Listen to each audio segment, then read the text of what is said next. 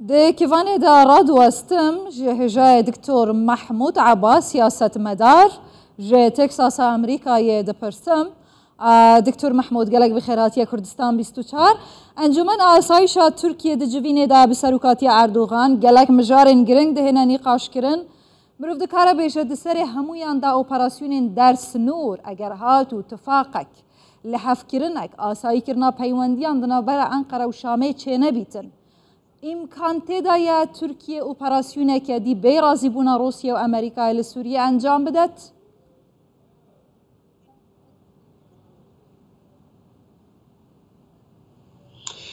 سلام ریز اشتراوج بینری دلارا مخابن ریپورتا و حسنا کردن ندهاتمه بتایبت مثلا اپراسیون ترکی نگریدایا به گریدا نزیک بونای برژیمی را یعنی داخوازیا روسیا گریدایا به داخوازیا امریکا را و بتایبت هات خویا کرن اندرکت وقتی گو وزیر دروی ترکیه ندر واشنطنی بو او بخدا داخوازیا روسیا بو داخوازیا امریکا بو امریکا داخوازی کروانی و گوت یده درکت دی گوت چینا به اپراسیون رابیش بو او اپراسیون دکوی برجماندیا روسیا ده بتایبت و دکوی استراتژیا روسیه گرانبونا و نا دروجلاتی نابین دو پشو نارا گرانبونا و نا دهبری امریکا و نیتو ده اوکراین ده اجبرونه جویج خاله گر نها سرکیا گو دخوازن نزیکبونی نابرا رژیم و ترکیه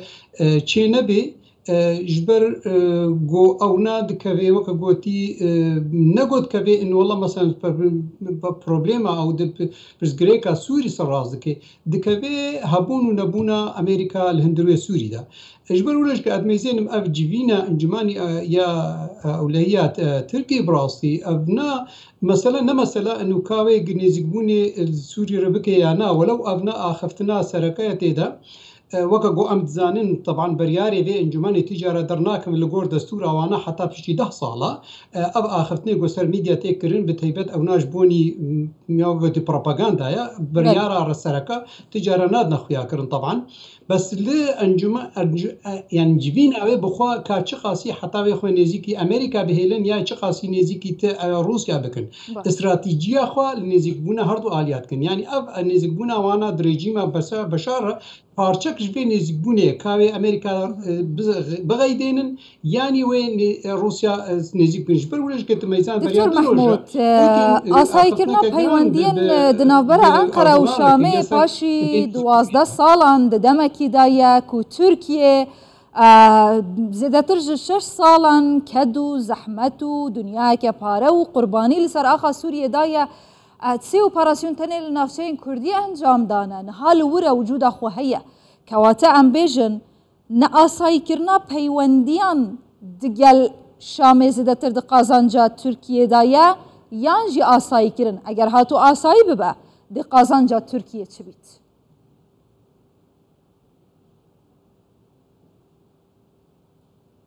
قازانجا تركي طبعا تركي تزاني تركي كاري دغور سياستاوي غور داخوازجا برجونديا بيشروجاوي وي كاري بابوزيسيون سوري دروجا كيده دبجي فردي وبوك هاري بنا بكا نابكي دي ليبكي يعني وينا بجار كرهلني سر عرضي يعني طبعا يوكا جو امد زانين يجج خالي جو وقتي جو نيزك بوند نقباوي وريجيم دي تشيبي غرك بي اسمبلين يعني يوكا جوتي في جروبي هاي توريست يوكو ليستا روسيا ده جروب توريستين غرق وابين هلاندن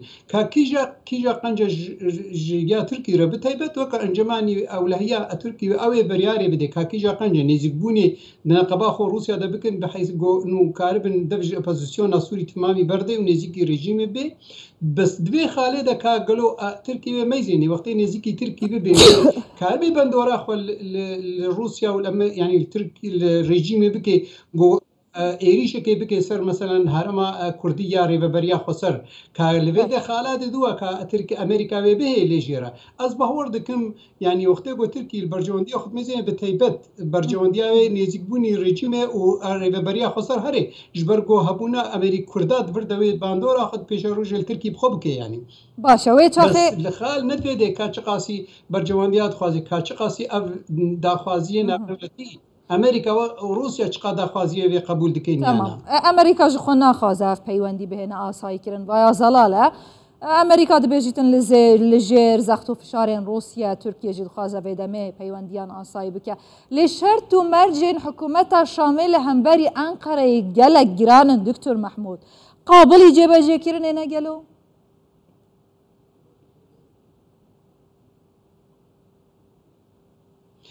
او از باور دکم او شرط و مرجی های گران طبعا یک سرکه وینا انو جبونی هکر صبح گفتگو چه بون کاربه ترکی مثلا کمتر جوا قبول بکه وقتی گو شرط و مرجی نگران به دوار سیاسی دا وقتی گو بتشکی لوازم بچوجک بده صبح ترکی بیجه به ازواج قبول نکن وقتی گران دینه جبونی کم بس پروبلم نه آوا از باور دکم او برجو او داخوازی سوری باندورا ایران السر هيا جبرگو ایران بخوا نبت تکلیه گو ایرو نقابات ترکی و سوری را تکرن لی میزن جبینا تالیا گو هات دانین دنابرا مثلا وزیر دفاعی ترکی و سوری دا و آیه مخابرات وادا اما ترکی ایران جارایک امینه گو دبا جبینا دا آماده نابه دمک گو هنک برجواندیت ایران الویدی خراد بی ای باور دکن باندورا ایران دبا خالی هادا هيا يعني راستا بلكي الرجيم وقت خويا كنج ملط سوري إن والله ملط باريزي وجغرافيا سوري باريزي ولا يعني نجتمانية سوري باريزي بس بنجها خدا برجواندينا دولتين وبرجوانديا سركا إيرانية إيران دميزيني وقت جو أبني زكبون شيء ببي وأنا نأمة دبي صبح هاي باندورا خليه بكرن جو إيران جهرم يدركبي أصبحت ما بيك وزير دارفا تركيا جي حفتيا درباش بويل أمريكا دكتور هفتیا درباز بوی وزیر دروی ترکیه جی لامریکا بو اف مجارات گلوان جی هاتیا بحث کرن مثلا انجام دان اپراسیون در سنور به هف بشید گل ارتشا سوریه و به هفکاریا روسیه يعني خويايا امريكا للدجا لي برأيات افاكو تشيد بينا وبردا نلسر حسابي كردايا لروجافاي كردستان باكوري روجالات سوريا يلو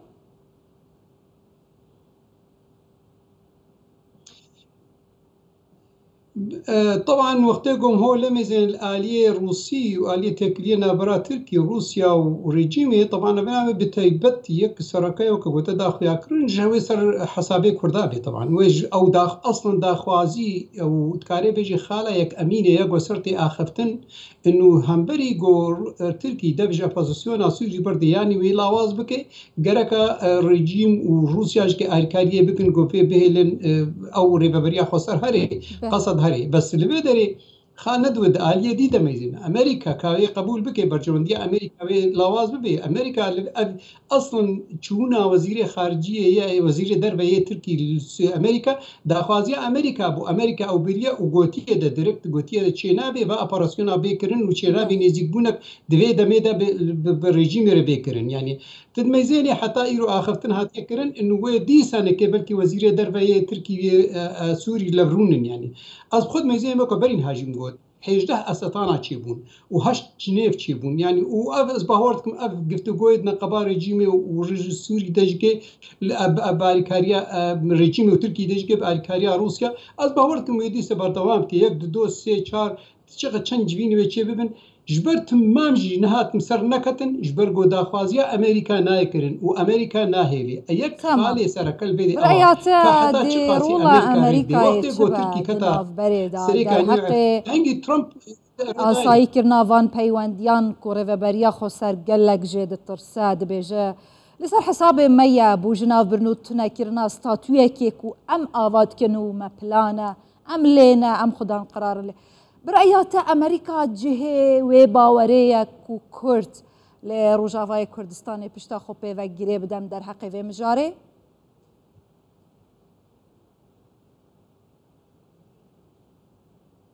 خوش كردن السياسة دا